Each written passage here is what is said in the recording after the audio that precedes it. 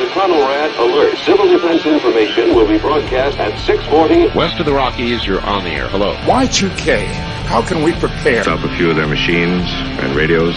Throw them into darkness for a few hours. We are fighting for our lives. My family must survive. For 5 years, 1,000 gallons of gas, air filtration, water filtration.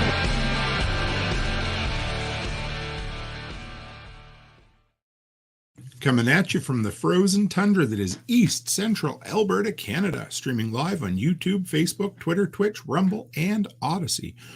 Welcome back to the workshop where we create community, find freedom, promote preparedness, and share success. I'm Toolman Tim. Today is February the 11th, 2024. This is episode 424 of Workshop Radio. How are all my delinquents out there this evening? Great to have you here. We're going to bring Scott on in just a moment. We'll get the announcements out of the way, and then we're going to dive right into the idea of GSD, even when times are tough. All right, so 2 quick announcements or sponsors of the evening. Got to remember them because they keep the lights on and keep the generators topped up. Amy Dingman of A Farmer's Kind of Life, episode 265. If it ain't broke, don't fix it. And if you try to fix it, you might break it. But remember, if you're looking to get a little bit motivated, if you like your motivation with a cup of sugar, then listen to Amy because she has a way of telling you the tough stuff, even if you don't want to hear it. So give her some support, guys. Stick her in your old ear holes and go from there. And number 2, another podcast. My good friends, Nate and Aaron from Two Chicks Homestead. This week, their episode was 85, and it was on a topic near and dear to my heart, stress and anxiety. And we'll probably touch on that a little bit tonight. But again, 2 good friends of mine who deal with homeschooling, homesteading, ham radio, and everything in between. So their links will be in the description this evening. Give them some support, guys. Give them a big hug from the fellow delinquents out there. And with that, give me one moment here, and we will bring on our guest, Scott. How are you, brother? I'm good. Thanks for having me on, Tim.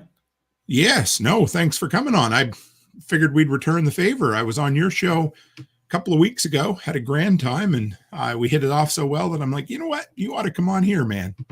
Thanks. That was a great episode. I really enjoyed it too. That was fun. It doesn't take long to get me talking about entrepreneurship and side hustles, and I could go all night, Yeah, me too. That's great. So tell us a bit about who you are, Scott, where you came from. Maybe I always love picking people's brains, your first job in high school, that sort of thing. Oh, yeah. Well, so I'm Scott Miller. I'm in Northeast Kansas. We've been doing Thrive in the Future podcast for 2 years now. Today's episode came out. It's episode 118. So this started 2 years ago in the middle of COVID, 2021, October.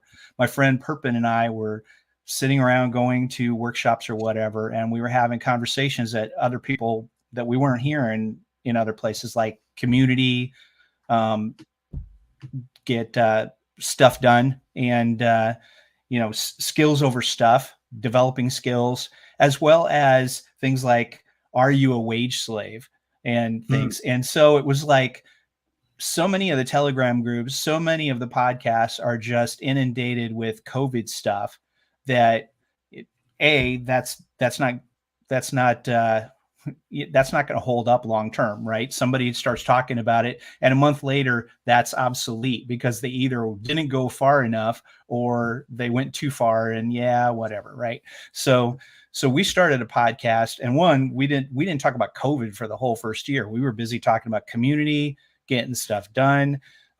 We started a local group, and then what we really focused on was, we wanted to work on processing some chickens, and it was like, well, maybe we need to get an expert. No, we're not going to get an expert. We're not an expert, but we're still going to GSD. So we started getting together and sharing skills. How do you make vinegar? Hey, I don't know. Let's try it. Right. And,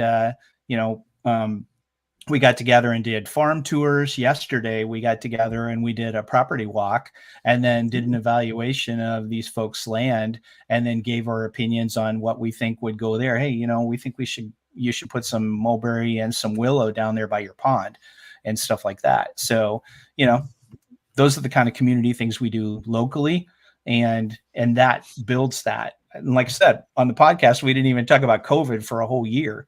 So even through the mandates, all that stuff, right? So because we were too busy talking about other stuff. So 2020, when it all broke loose there, and you're sitting back and thinking, man, nobody's talking about the important things. How did you even know what the important things were? Where did you come from kind of previous that kind of brought you into this self-reliance prepping kind of mindset? Sure. So, and it all, just like everybody else, goes back to Jack to some extent. So 10 years ago, I'm an IT guy. I'm working in downtown Kansas City.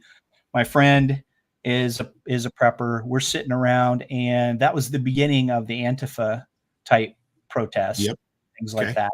And they actually shut down our work and said we needed to go home early because we couldn't get out of the parking lot. Right next door was this big park where most of the protests happen in Kansas City, right in downtown Kansas City.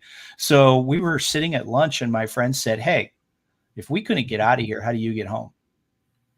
If, SHTF happens, how do you get home?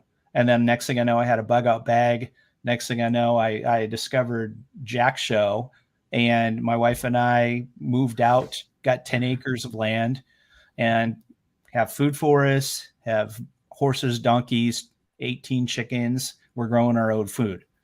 So that's how we turned around. How did that first conversation with the missus go when you wanted to broach the subject?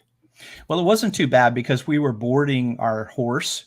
And so to her, this was, hey, yeah, I'm going to get some place to board my horse. And we came to look at this property, and she disappeared. The realtor's like, where'd your wife go? Well, she went back in the woods, and she's checking fences back in the woods. Can this handle my horse? Or is my horse going to wander back in the woods and, end up in somebody else's property? And he's like, isn't she going to look at the house? And I said, I don't think she cares about the house. She cares about the barn and the fencing. So she does the livestock. I do the gardens. And then I started growing my own trees. One of my friends planted some chestnuts down at the elementary school, thinking that, oh yeah, I'm going to show the kids how to roast chestnuts by the open fire. Principal nixed that, but the chestnut trees still went on, and now nobody picks the chestnuts up. So I go down there, pick the chestnuts up, put them by the bucket, put them into buckets of sand, started sprouting them out like a Kiva Silver over there at Twisted Tree Farm. And now I got a side hustle selling trees that are adapted to the Midwest. So how'd the move go because that was you?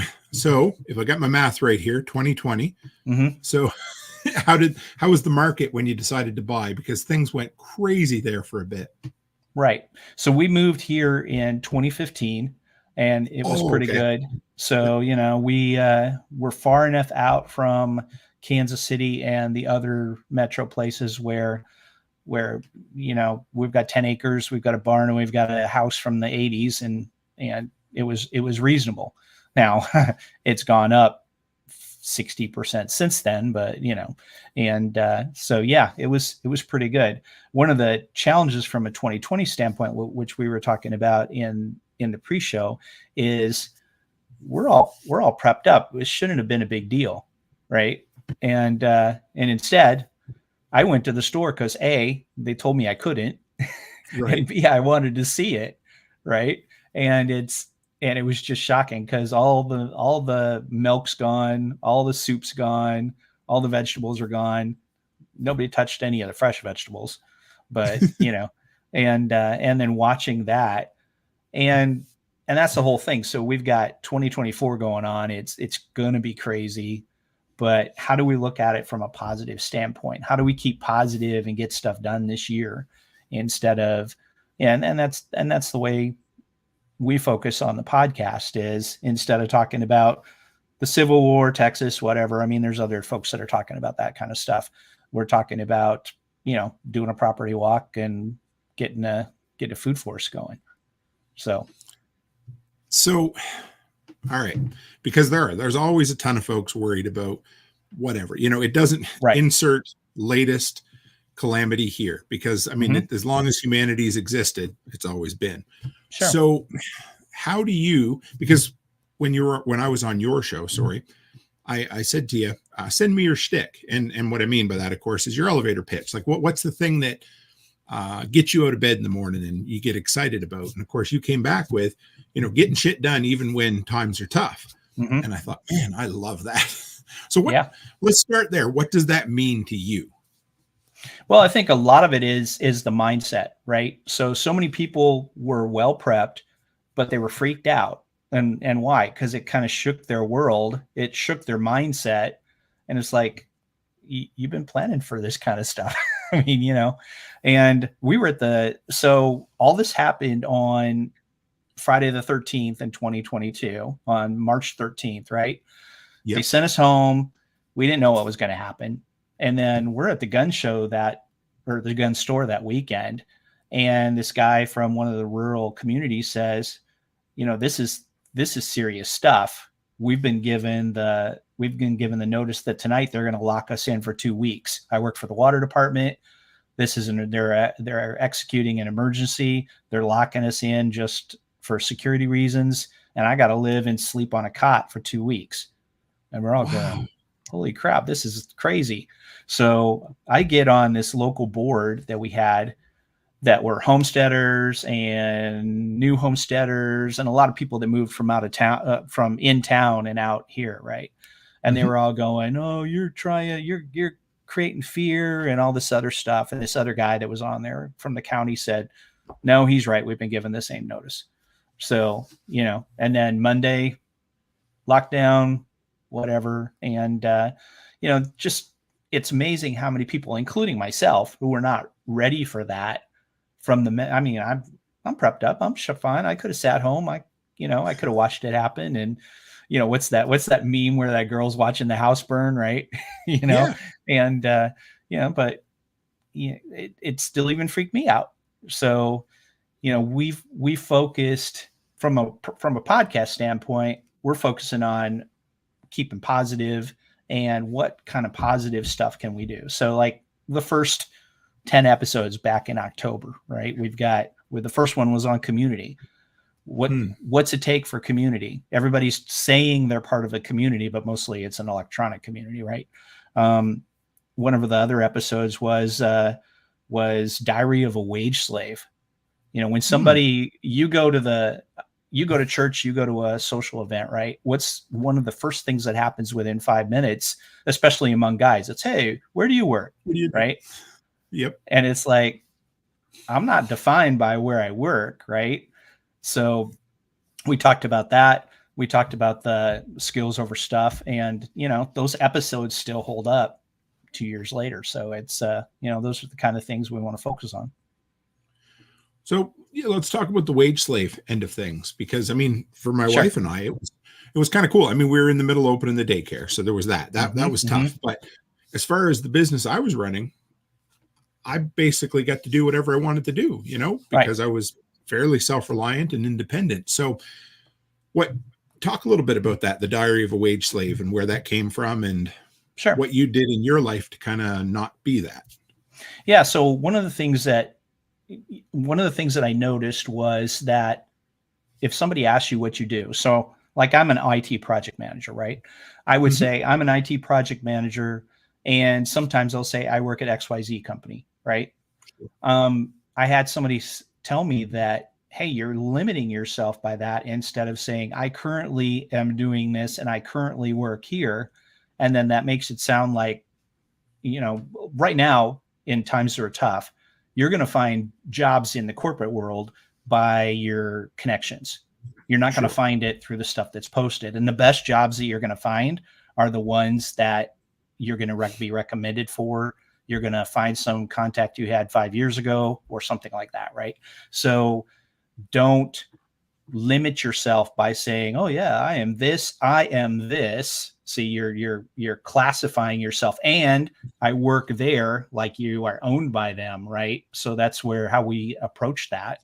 And it's funny because now when somebody asks me, so what do you do? I say, well, I work in IT, but I'm really passionate about trees.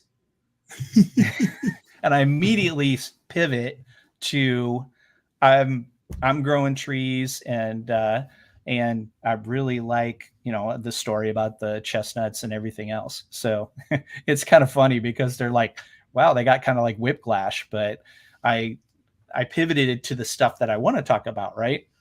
And another thing is like in your situation or in a homesteading workshop, we really don't talk about that stuff. Yesterday, most of the people that were at our workshop where we were doing the property walk, you don't know me that well, but we never once said, "Hey, what do you do?" And, so that's more freeing, right? You're not being classified. You're not having the pecking order conversation within 5 minutes like you would at the church or a social gathering in town or something like that, right? So that's really cool. Part of it is that mindset to get away from the idea that, hey, I'm more flexible, and having multiple side hustles and flipping those up, right? So had you started your exit plan, and I don't even know if what you'd consider an exit plan if you want to get out of the quote unquote, real world job or whatever, but is your trees and your different side hustles, is that a few steps along the way toward giving you a bit more of that freedom? Sure. And one of the things that I'm really looking at, it started because doing annual gardening every year is really starting to wear on my old achy joints, right? Sure. So I started turning more of the corners of my garden into perennials and then planting annuals in with the perennials. So I've got hazelnut and I've got, I've got other stuff, walking onions and things. And then in the gaps, I just throw some black seeded Simpson lettuce, the cut and come again lettuce. And then I'll cut that as we go along. Right. But, a lot of it was that, like you were saying, when you were on my podcast is, hey, you don't have to replace all your whole income. People get wound around the axle about this idea that, oh, I'm never going to be able to replace my income. And they get paralyzed. Right. But that's not the way to go. It's, hey, I made 10% this year. And, hey, that's 110%. If you can multiply it and then say, maybe I'm not going to make 100% replacement of my income making trees, but I can make 10% selling trees. I can make 10% by, this week on the podcast, I had an episode on how to build a side hustle by buying mini businesses on Flippa. And, if I can make 5% doing that, then little by little, I can bridge the gap that's going to help me in case I get laid off, in case I get my pay cut or whatever else. Right. So how important is it to lay that foundation? So you talked about, in case, right? Or how about in case you get sent home because everything gets locked down again? But how important is it to lay that foundation so that if the times get really tough or something bad happens to you, you can start ramping that up? Yeah, and that's a lot of it. So if you sell trees, then that's going to be very seasonal. Like we talked about last time, I'm sitting here and we're all dreaming about gardens. We're ordering seed. We're buying comfrey. We're doing all this stuff. Normies don't do that. So normies buy it all in May. And if you look at Google Trends, comfrey and hazelnuts and all that stuff peak in May. So, I'm going to have a certain amount of people that are gung-ho in February, and then there's the rest of them are going to be in May. And then I had quite a bit in the fall this time. I was really surprised. So, a lot of it is it all goes back to that mindset, right? Where it's not either or, it's a this and, right? Sure. Okay. So it's funny. I've been, I don't know, I think about 3 years the podcast has been running now. And there's certain themes that just keep coming back around. And one of them is grit, or that's one of my pillars of preparedness. And it's one of those things that it's trial by fire. It's hard to learn unless you go through tough times, right? Right. And one of my biggest struggles, especially when I was younger, and still to an extent, is, when things are going good, I can get everything done. I can do all the things. But when there's outside stressors or something like an anxiety inducing event, like a lockdown, for instance, for a while, I tend to lose my motivation, being absolutely upfront.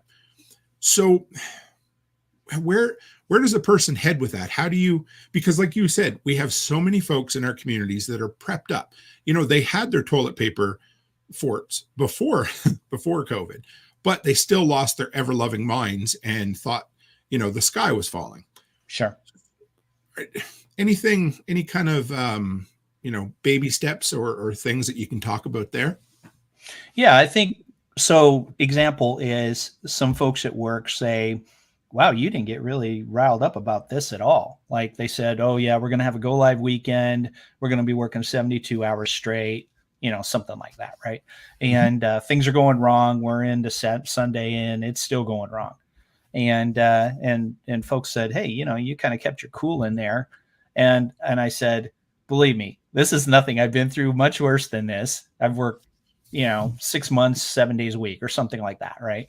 And it's important at this point, we've been through 4 years of crazy now, and it's been like this, but for the most part, I think that there is people want to forget the tough times. They want to forget the pain, right? I think part of it is sit back and take some inventory of yourself and what worked, what didn't work, right? Lessons learned. And so what can we improve on from a preparedness standpoint? What can we improve on from a mindset standpoint? We need more community.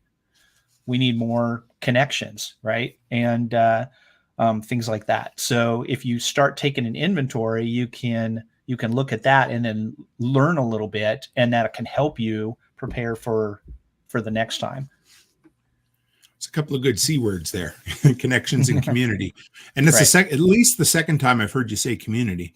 So here's a good one, because again, we talk about electronic communities, and for me, it was a lot of years of being on the TSP Zello group, talking to people. Sure. All I had was voices to talk to, and my wife would say, oh, you're talking to your imaginary internet friends again, right? That's what my wife says too. Yeah.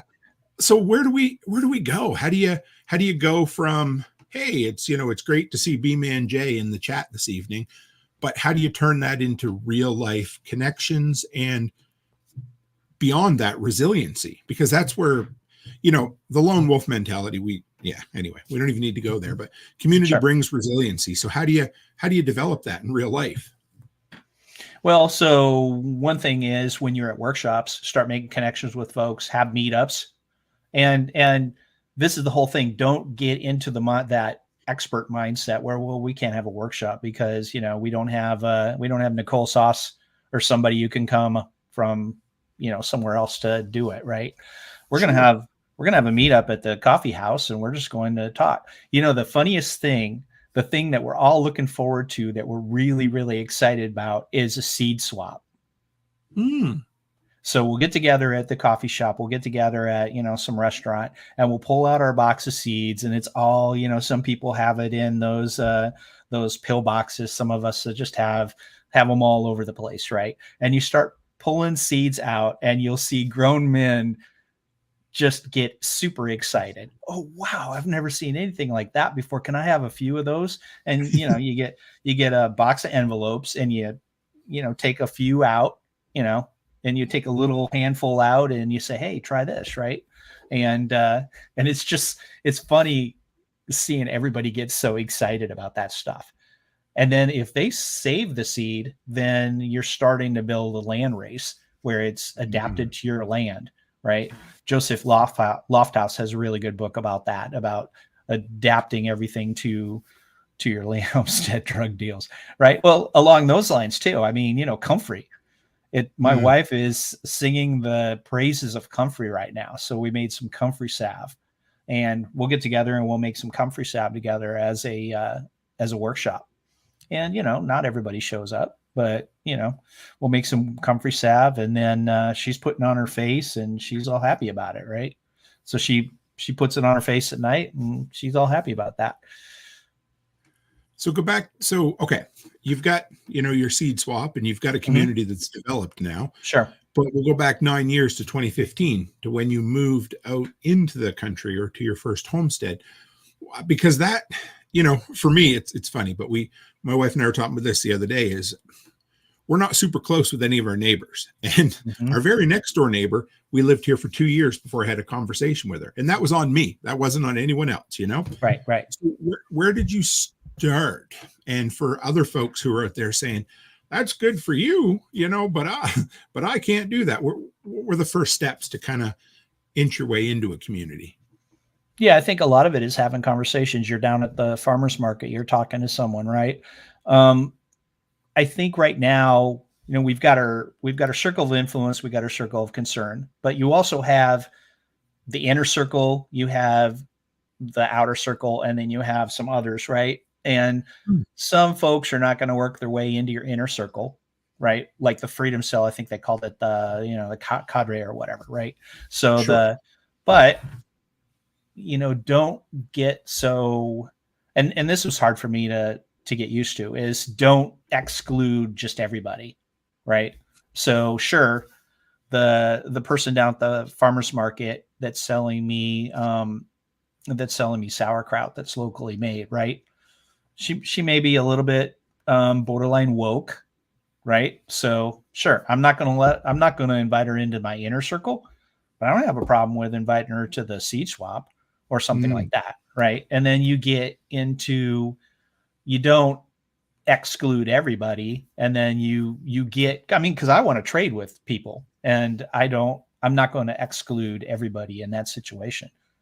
So, and then concentrate on the circle of influence and the circle of concern. So, am I getting all worked up about stuff that's going on, the outrage of the day, right? And Right. Does it have anything to do with me? No. Does it have anything to do with my neighbors? Probably not. And, I'm just like you. I mean, I'm not fond of my neighbor. He's got a dog that keeps coming over here bothering my donkey, but, and stuff. But, and so we just one of the things, a couple of weeks ago, Justin Rhodes had his homestead, he's got, Abundant Homestead or something like that, his group. Yeah. And to get more people on the mailing list, he opened it up so that he has a homesteader directory, that you don't have to be a sign up person or a paid member of his community to use it. So all these people jumped on his mailing list, and now there's this homestead directory. And so we looked up the people who were local, and we sent them some emails and said, hey, we're having a meetup over at the coffee shop. Come on out and join us. This is what we're all about. That's how we met the people that we went and we had a property walk with yesterday. And then when we were talking to them, we hit it off with them. And then they said, hey, we've got this area of our property that we'd like your feedback on what we should do about it. So we all went over there and we just walked it and said, hey, yeah, I think that you should do this. Well, what about that? What about this? Right. So, those people were not our friends a month ago. Right. So we leveraged that and do I know where they work? No. We didn't have that conversation. Right. So as a kid, and even my 20s, and my wife would say I'm probably still this way, but I was always the type of guy that had to be right, and so by that exclusion, it meant that everyone else was wrong, right? So, and when I realized, I'm not just a libertarian, but I'm also kind of a voluntarist, I realized that most of that other stuff doesn't matter. But it was still hard because I meet tons of people from all walks of life, from crunchy granola to damn near militant prepper, right? And if I excluded everyone out there that had one weird belief, because I'm sure I have lots, I'd have no community at all. But talk about that a little bit, because you said, you've met some people that are probably further on the left spectrum than maybe you would normally hang out with. But our normal inclination and modern society's inclination is, no, you're wrong. Get away from me. Right. So what can we do to not do that?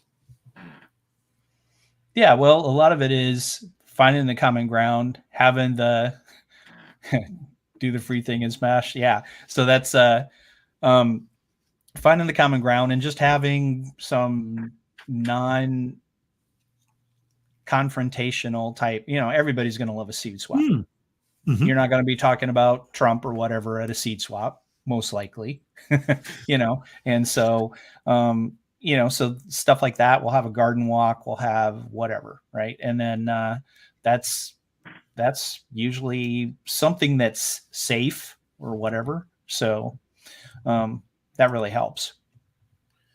So you talked about Flippa, and you and I didn't really talk about this at all when I was on your show, but I want to pivot just a little bit. We may come back to some of the other stuff, but okay. You talked a bit about in your notes that you sent me, affiliate marketing without selling your soul. And I really like that because, there's a lot of content creators whom I've watched for a long time that have walked that really tight rope dance. And some of them have fallen off on the wrong side for sure. Right.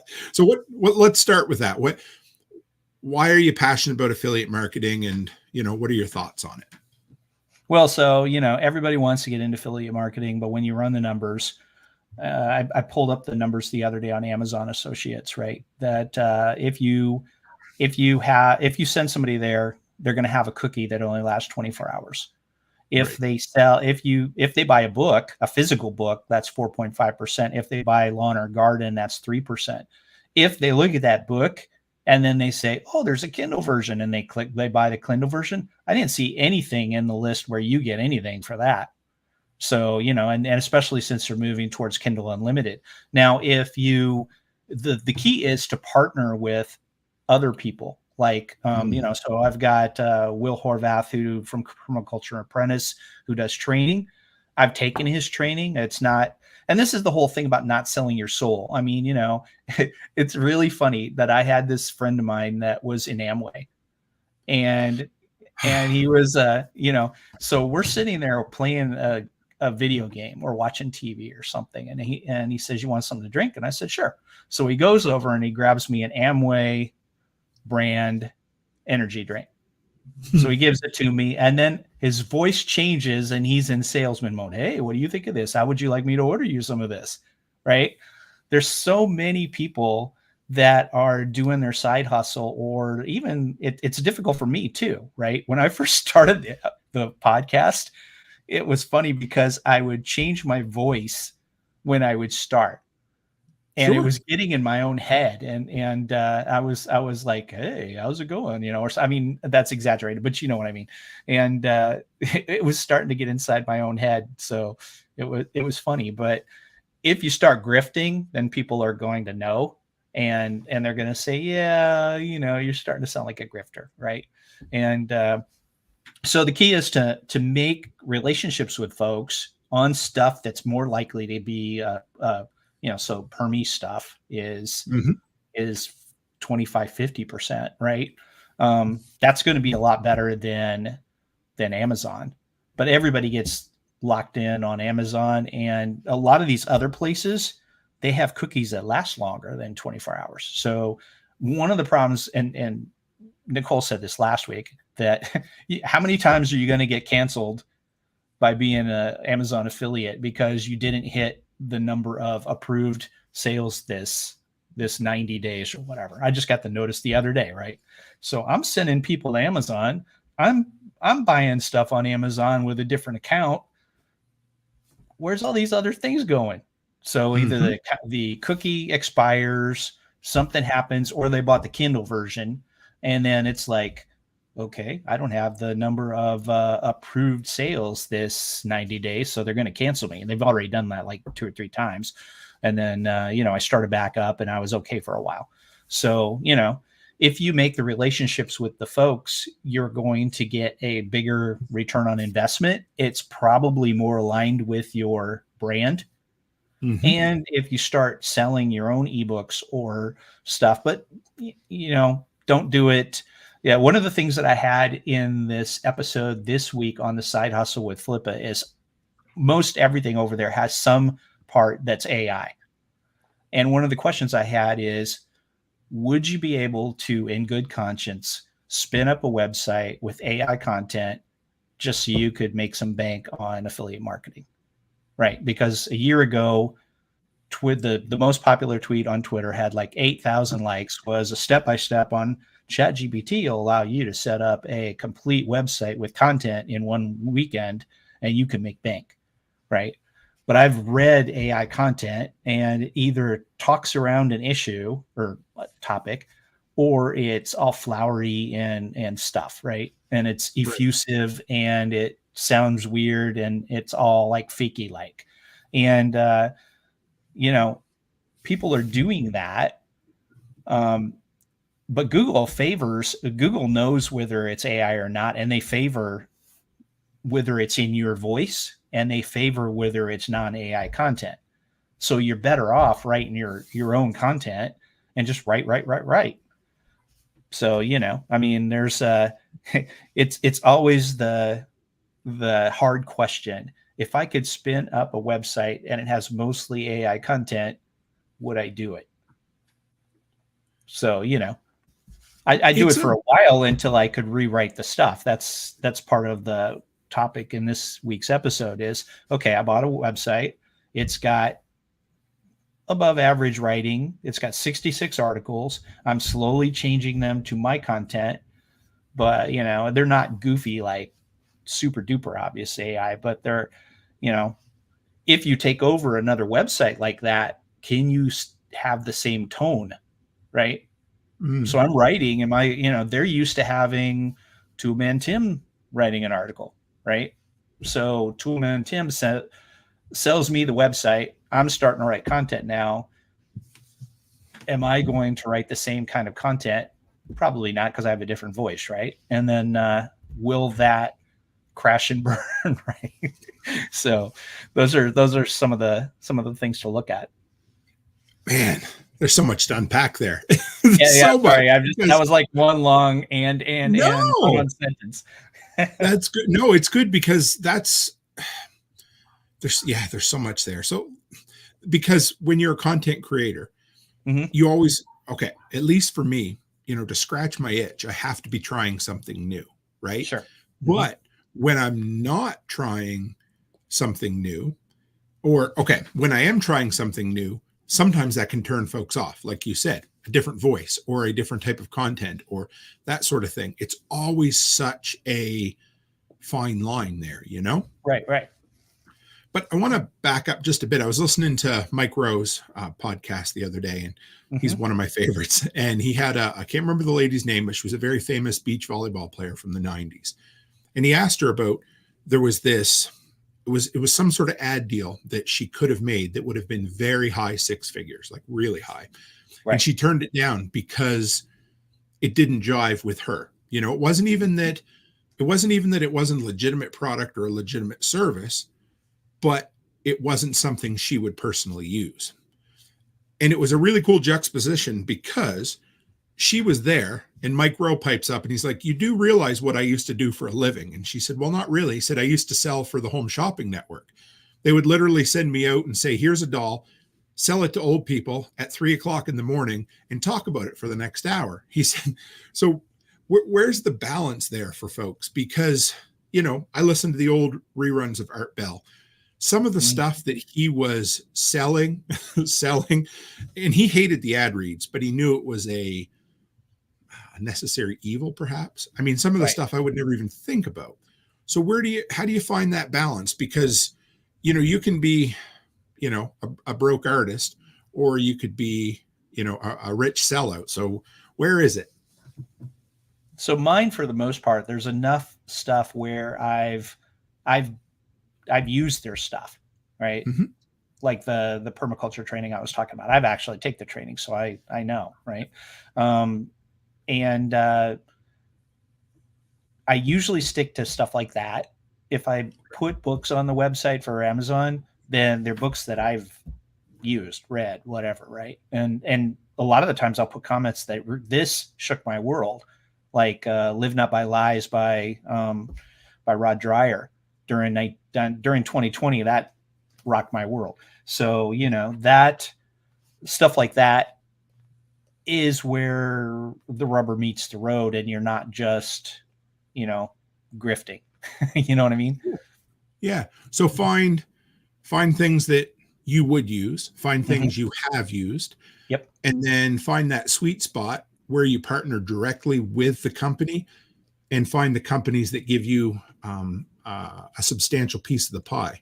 Sure. And because I personally used to recommend to everybody start with Amazon because it was such a low barrier to entry. And now I realize, it may have been good advice at the time. It may not have been, but I've changed my opinion for sure, because I'm 100% in your camp. Partner with individual brands and folks that you respect and deal with, because that's more lucrative as well. Way better. Right. I have seen my Amazon traffic has stayed the same. And over the last 3 years, it's gone this way for revenue for no reason. It just, there's all these different things that they find. Anyway, so yeah, I love it. And YouTube's Absolutely. The same way. And, Jack's talked about that Amazon used to be bank, and then every year or so they renegotiate your contract. Right. So, and then another thing is, as you start making relationships, you'll make relationships with the small guys. Yes. And they don't have the infrastructure where, where somebody's putting a code in and then they know that they came from you. Like I've got Carrie from Strong Roots Resources as one of my sponsors. We haven't worked out some deal. It's just, that I send people over to him. He sends people over to me. So, and that's maybe what you have. So one of the things that from a podcast standpoint, so Perpin, the guy I start with, he's not on here anymore. He decided he wanted more intentional community. He ended up becoming Orthodox Christian, and now he's a monk. So wow. I had to reboot the podcast, and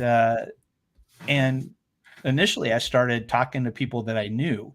So I'm like talking to people that are not, they're not pros, right? They haven't been on a podcast. Sure. I can't even ask them the Jack intro question, because all of a sudden they freak out and they know they're on a podcast, right? So we just turn it on and we start talking, and I have to edit it later on, right?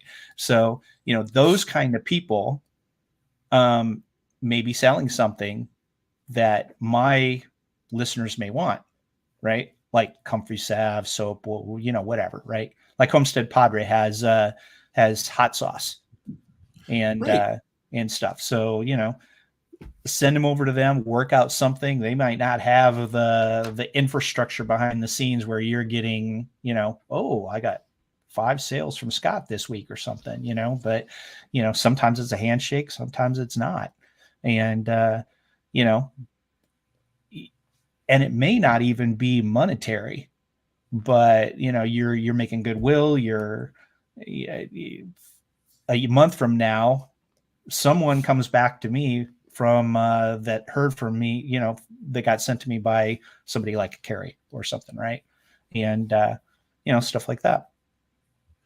That with me, the little Batrix, I don't know if you've ever seen me talk about them, but the Batrix power cards, I found them through somebody I followed on Instagram, and my video went crazy on TikTok, and the owner, Sam, his son, found the video, and they had no infrastructure whatsoever for affiliate marketing. And so they wanted to partner with me. And so they basically built a code at that time. It's all they had. And so they, the first couple of months, he just sent me a personal check in the mail. Here's your affiliate money. And then of course they found, they had some bigger sponsors and different things. So now they have a whole system, but it's fun. And you get to see the behind the curtain, like the wizard behind the curtain.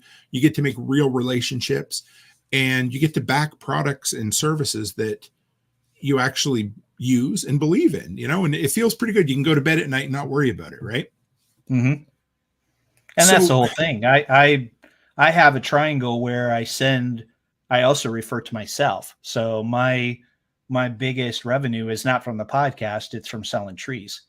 Right. So, the podcast sends to the trees, the podcast sends to the newsletter sends to the trees, and it goes around and around and around. Right.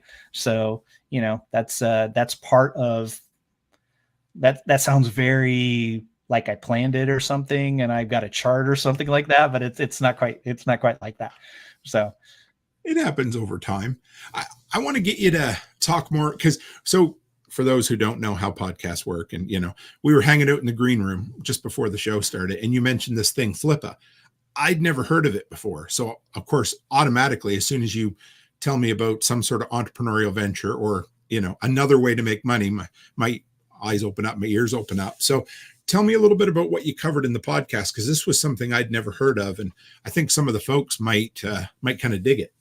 Sure. So Flippa.com is basically like a eBay where you can buy websites. And the idea is they're mini businesses or websites, right? And there's two kinds on there. There's starter sites, which means they don't have any traffic. It may just be a template. It may have content. It may not. And then there's established sites, and the established sites may have traffic. They may have revenue, whatever. And I go through all of the lessons learned and the mistakes I've made over the last 2 months looking at it. And you can get a starter site for, I bought one for $49. I bought another one for $200, right?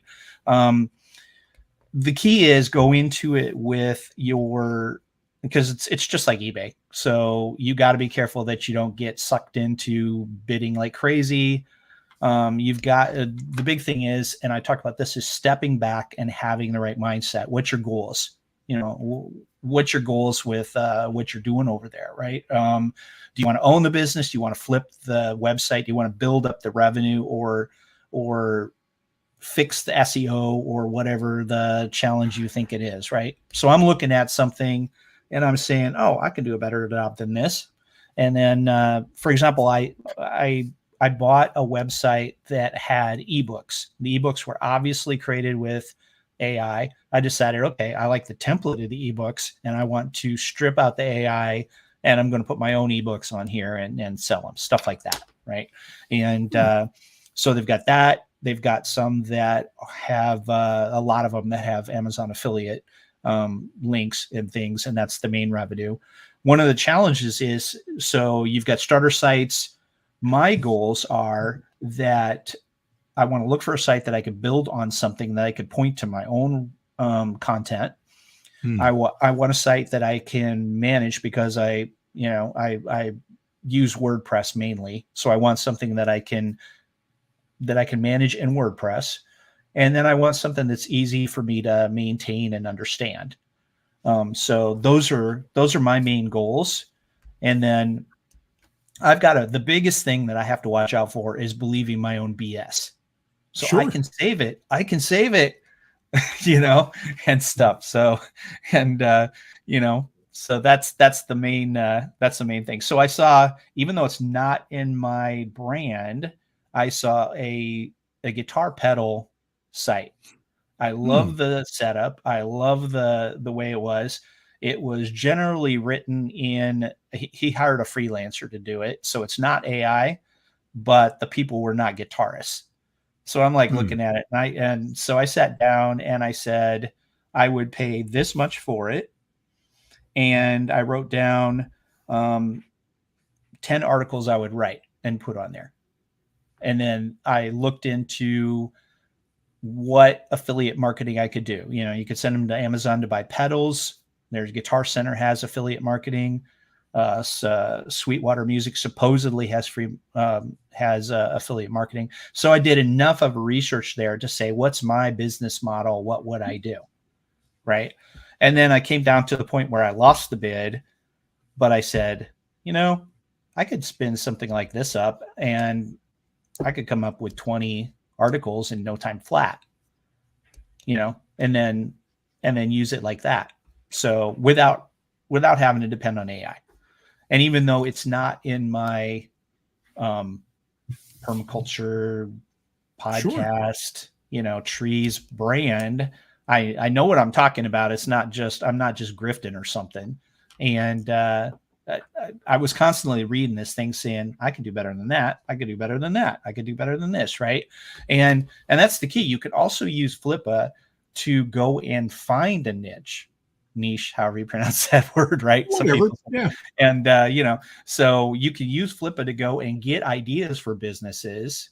And then maybe you could write a template for it, write up some quick 10 articles, SEO it, and sell it as a startup site. So, I mean, so are there websites on there that are already not just generating traffic, but also generating income? Mm-hmm. So one of the challenges with those are that you are usually, why are they selling it? Right. And they're usually at the descent, either because they got tired of using it, they got bored, or they got tired of maintaining it. Right. And you'll usually see it'll be like this for a graph of their revenue. Okay. And it'll be like this. You can tell when they gave up. Right. Because articles either stopped being published or something. Right. And then, so you have to take that into account when you're doing your research, because you're looking at it going, hey, wait a minute, they're saying this has $92 a month revenue, but I'm looking at the graph and it's like $3 a month. It was $92 a month when 9 months ago, but it's not. They haven't been keeping it up, and it's been going down or something.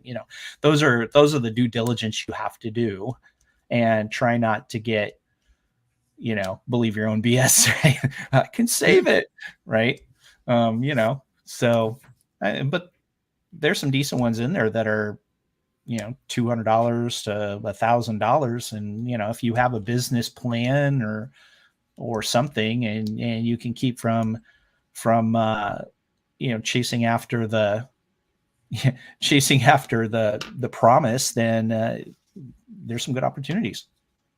So I'm going to spend some more time looking at stuff like that, either taking it and creating some starter sites myself, or getting something like that guitar pedal site, and either creating a similar one. And this is where you go to, say you want to create a similar one, right? So you go to Google Trends. You could see, how popular really is this? How many clicks are there? How many people are searching this per month, right? Sure. You look for comfrey. It gets pretty big in May, right? So and you look at all those things. You ask them if you could see a dump of their Google Analytics. You can do third-party SEO on them and see how much organic traffic they're getting from search engines. You could see how much backlinks they have, meaning how many references are they getting from other websites. All that stuff is pretty much free. You can do without having to deal with them. And then you could get your research. Look at this. I'm like, I could write an ebook about this already. I've been doing it for a couple of months. So, but those are some of the things that I cover in the episode this week. Once you get to a point where you feel like you've got it, I don't know, it's either working or hasn't worked for you, when you've made a decision one way or the other, we should have you back on and do a whole episode on it, because I think I'm always looking for new things. And, again, you're talking about how a year ago, everybody was all on the AI bandwagon, build websites from AI. And of course, everything's a pendulum, but all you really have to do is just stay ahead, kind of chase the trends. And I know I make that sound like it's so easy, but you really do. You have to be on the next thing just a little bit before someone else is, right? So I love hearing about this stuff, because, and I've said it many times before, that there's been lots of things that I haven't had any interest in, and my community's pulled me along kicking and screaming, because they're like, Tim, you got to do this, And so you have these people like, yeah, this is the new thing, try it. And so, I'd love to have you back and do that, because, I want to learn for sure. Yeah. So one of the ones that I lost this week was prepperinsider.com. Oh, wow. So the guy's got a website, a blog that's Prepper Insider. He's got a good amount of traffic, but he never developed any revenue on it because he was using it to get free stuff from, so he would review stuff that was coming from prepper places, right? And he had a whole list. He's got a great list. I mean, the site's still up. You can go look at it, right? And he's got all of these vendors. They would send him free stuff. He would review them. And then he said, I don't feel good about, advertising for these people, and I'm getting free stuff. So, I don't think I need to do that. So, so then he kept that going until he got bored with it or whatever. Right. What did it sell for? Do you know? Yeah. So this is another tip, is that just like with eBay, don't jump in too quick because it'll drive it way up. And they've got reserves, and a lot of stuff doesn't meet the reserve. So I think he sold it for $750. Wow.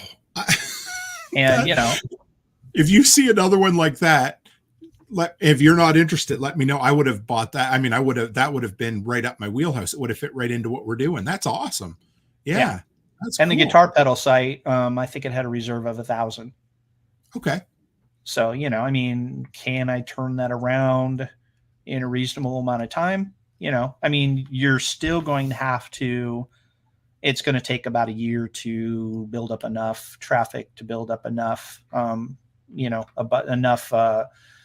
synergy there so that you can get a return on your investment, especially if you're starting from scratch. So if you start with a starter site, it's a minimum of a year. You're going to have to write, and make some connections and things. But, I mean, I could turn around $500. Not $500 is not a small number. Don't get me wrong, but I mean, it's reasonable to start the business. And what's even more reasonable is I've got enough templates and ideas and stuff where I could spin something up as a template in a starter site and say, hey, I got 20 articles here. They're handwritten. They're not AI. Run with it. And sell that for maybe $200. One of the sites that I bought is allgardenadvice.com, and it's all garden advice. It's got a lot of stuff. It's got some pretty good articles. It's 66 articles. I'm going to replace a bunch of them, but then it drives towards Amazon affiliate stuff, right? Problem is that it said in the small print is where you're going to get the problems. And this is what I cover in the small print. It says, hey, this is not a unique site. And I figured that out because the guy spun it up with another domain name and another logo the next week. So I'm like, okay. Oh, okay. So that's a problem with the starter sites is, they're reselling it. That's okay if you pay attention to the small print. And there's a lot of PLR and AI on some of these sites that, they're just spinning it up. And, I did a question on our Telegram group for Thrive in the Future. And I said, would you have a problem or qualms about doing this? Spin up an AI site just to make some money, just to make some bang. And some people said, yeah, no problem. So I don't know. I still have a little bit of qualms about that.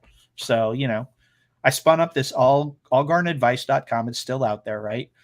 It still has their content. I rewrote a bunch of the content and I made all the affiliates so that point to my Amazon, and I'll slowly change it so that it has my content and it points to my stuff, right? And I have to change some of the writing because it's foo-foo and it's that overly effusive stuff. I just don't. And I give some examples in the episode about okay, this is what it said before, and this is how I changed it. It's funny you mentioned that because I started using ChatGPT really early on, and I got a question from the audience here. I'm going to ask you in a minute. But okay.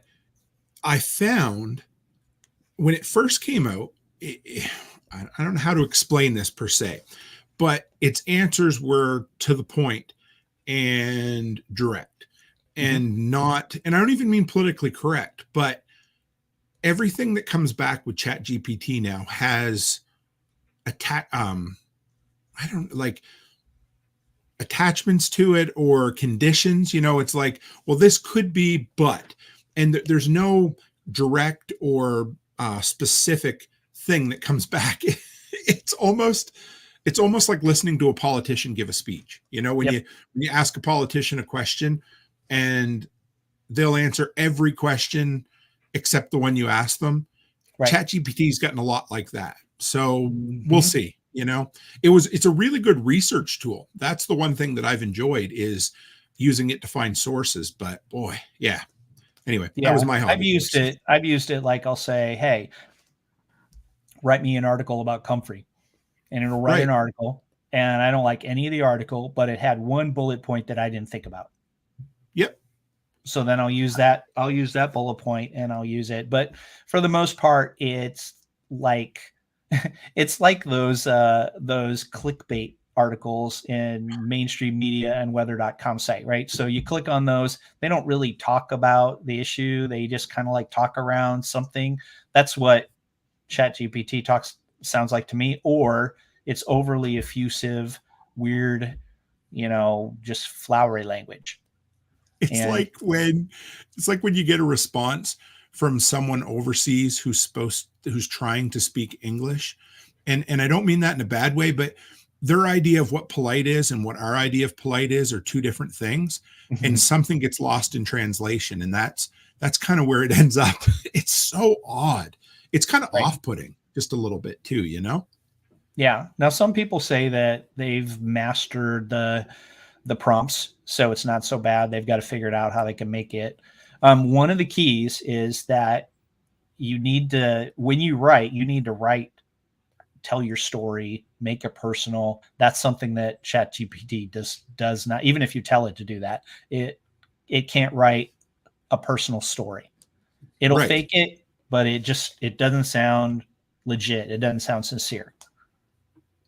Google just dropped theirs too. Came out just a couple of days ago. I can't remember the name of it, but I tried it this morning and it wasn't bad. We'll see. I just playing with it to see. But Hunter wants to know, when do you think human written? So I think what he's saying is human written content will end up pulling a higher price or getting a premium over artificially intelligent stuff. Yeah, I think we're at that point right now. So there was a backlash. So it's funny. This next week, I have John McCoy, who's a freelance writer, on. He's been on my podcast before, and we're talking about this. We're talking about SEO, and you're starting to see the backlash, right? So Google will favor things that are written that are obviously from a personal standpoint. So it's starting to favor human written content. And if you are selling something like on Flippa, say you wrote the content and you're selling a startup site or even an existing site, that is a bonus. You could say, look, this is human written site. This is human written content. And the content is, it's 1,000 or more words. That seems to be one of the cutoffs as well. ChatGPT and those, they don't generally go that long.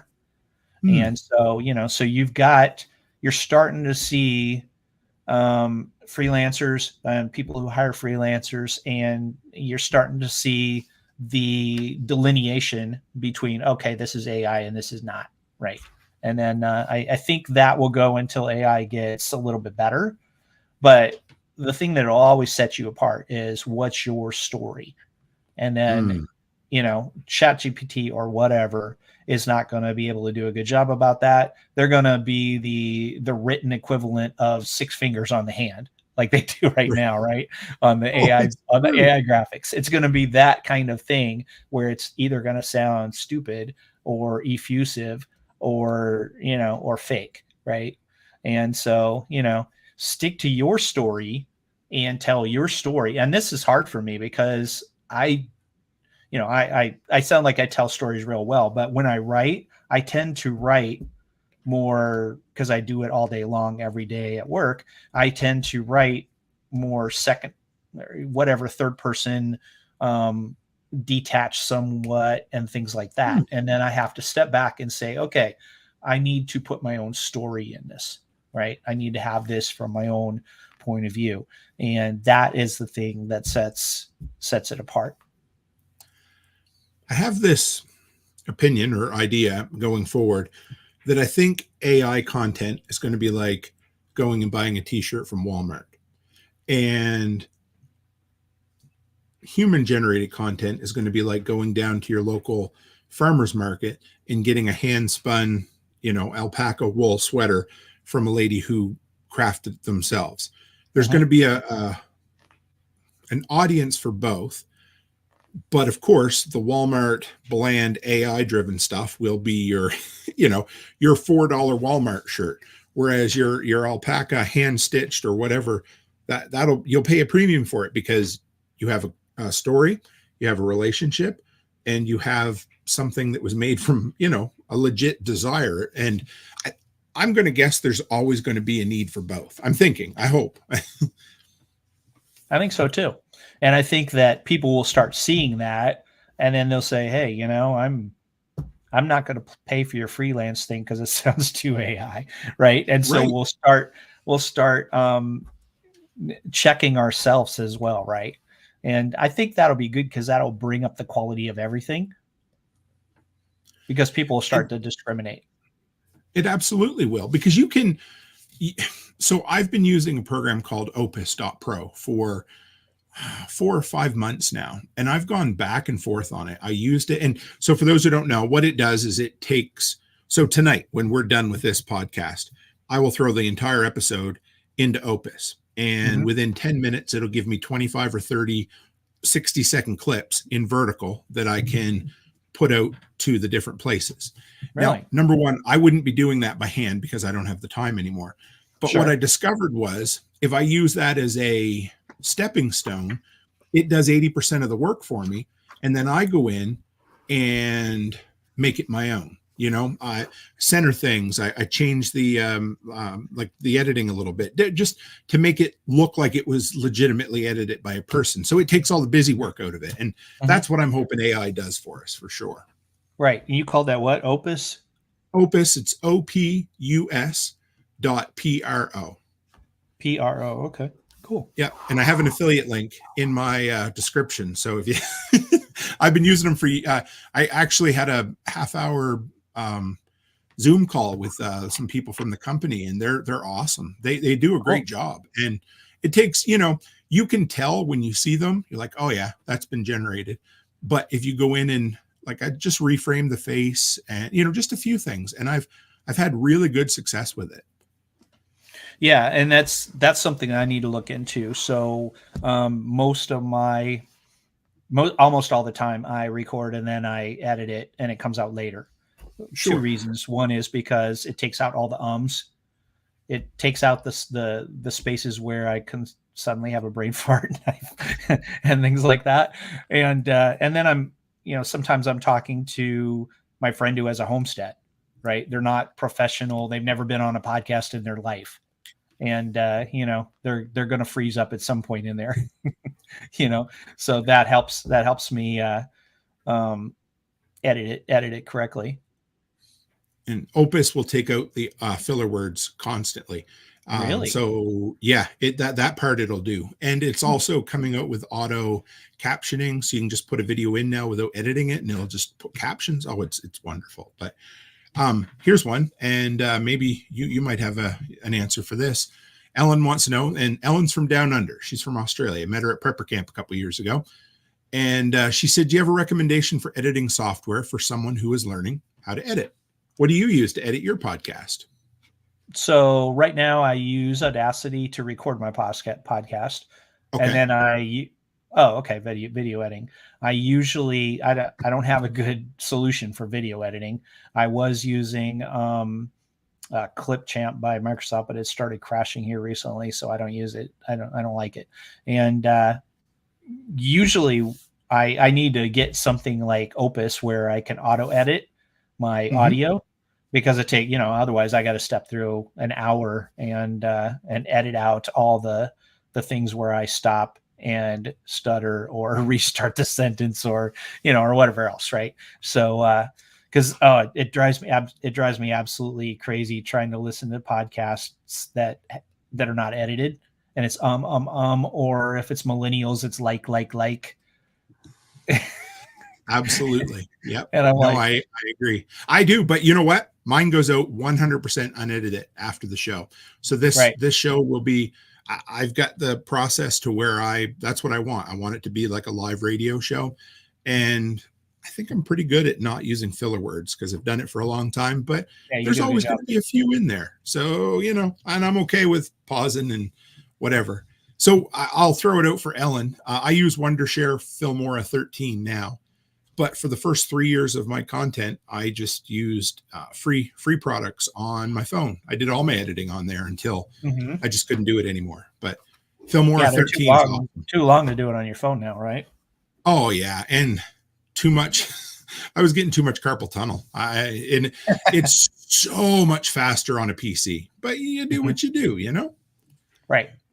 So I've got one more question for you as we kind of wind down, and it was something I had never really thought of before you sent me this. Your shtick where we started and talking about getting shit done even when times are tough. Now, there's a line from Lampoon's Christmas Vacation where the granddaughter looks at the grandfather and says, "Dad worked really hard on that." And the grandfather says, "Well, so do washing machines." So here's my question for you. How do you, because in all of our kind of disparate communities that have come together, getting shit done is almost like a mantra, and that's great. But you can be really busy doing the wrong thing. So for you personally, how do you make sure you're not just being a washing machine? And I said it that way on purpose because, that's how he says it. But what are your specific kind of goals and points that help you to make sure you're not just beating your head against a wall? Well, it's like, so most of the time we're going to get together if we're going to have a meetup or something. It's going to be on the weekends, right? So I've got to, do I want to do this or do I want to do that? And do I want to put a tree in here or do I want to do something else, right? I've tore out trees and replanted trees so many times. It's ridiculous, right? So those are the kind of ways that I look at things overall. You've probably had something like that, maybe not so much because you're live, but I have a interview with somebody and it just sucked. Sure. Right. Luckily I didn't go live.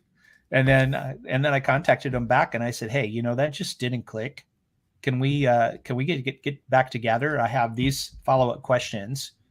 And then I'm going to, and I want to give it another try."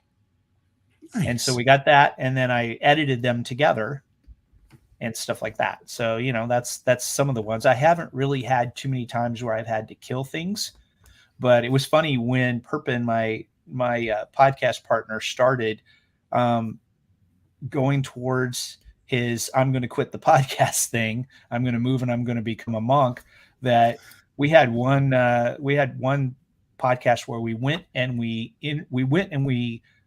toured a homestead from the 1800s. It's up here north of Kansas City, and it used to be a textile mill and everything. And he got a rude awakening that, hey, this wasn't a homestead. This was like a plantation. And all of a sudden he became right now it's kind of like people are moving away from the homesteading term, right? It's lifesteading or it's something like that, right?